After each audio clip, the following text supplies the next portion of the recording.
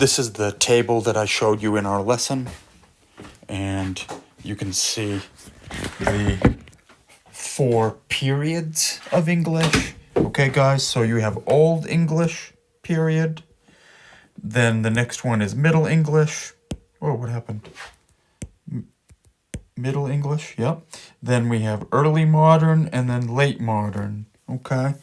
So, before the Old English, before there was any English, the Celtic tribes, the Celts, were in the British area, where Great Britain is now, like London and, okay? And they were sort of kicked out, or beaten and kicked north, actually, in the 5th century, Stoleti century, okay? Now, when they were gone, the people that actually kicked them out were these guys, this gang. These 3 gangs kicked out the Celts gang. So we have the Anglos, the Jutes, and the Saxons. And they're the new guys in the neighborhood. And they brought English. This is like Anglitsky, Anglos, yeah. So they brought English in there. And they were there from the 5th to the 10th century. And the book that's famous, or one thing that you should know about that period, is the book Beowulf. So Beowulf was a story, a big long story, about a dragon killer, and nobody knows who wrote it. It was anonymous, so we don't know who wrote this thing, okay? Then we move into, then what happened is this guy came. He's William the Conqueror. So William the Conqueror came in 1066 in southern England. It's called the Battle of Hastings, and he came in and he beat the Jutes and Saxons. So they were gone, and now this guy's there, William the Conqueror. He conquered, or he beat them. This is called, and this starts in the 11th century, it's called Middle English, okay? And so he brought French, kind of like French language, and the upper class people spoke French, yeah? And the slaves and the hard workers, they spoke English, because the Jutes and Saxons, actually, they weren't kicked out, they were kicked down. So they were sort of pushed down to the lower jobs and stuff. Okay, so then Early Modern is the next one. And what starts that is the first dictionary was printed. So that was a big thing.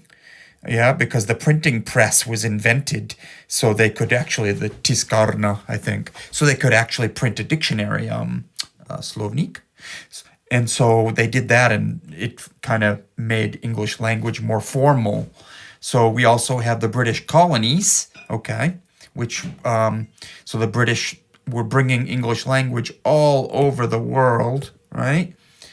And also English, some words from other cultures were coming into English. Into the English during the early modern period. New words were coming in because there were new countries being swallowed. Yeah.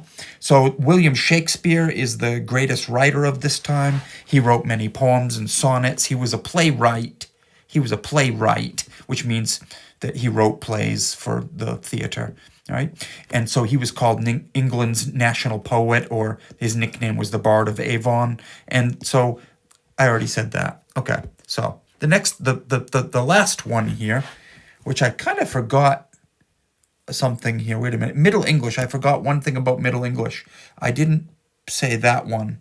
So the Canterbury Tales. Geoffrey Chaucer, and he wrote it. He was the writer, the author, and it was about the pilgrims who were telling stories while they were walking to Canterbury. So there were 29 stories in the book. Yeah, and they're all connected. Yeah. Okay. Back down here to the late modern. So this was the Industrial Revolution.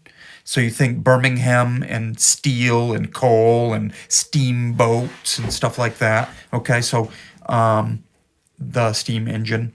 So that was when it started, like 1800, until present, until now. So you start out with like Charles Dickens, who wrote Duchvanots, or A Christmas Carol. And then you have George Orwell, which is Big Brother, right, in 1984. And then Mark Twain was very funny and clever writer. So Huckleberry Finn and you have these kind of things. And now you could say like even present, so you could talk about Rowling, J.K. Rowling and stuff like that, the Harry Potter series.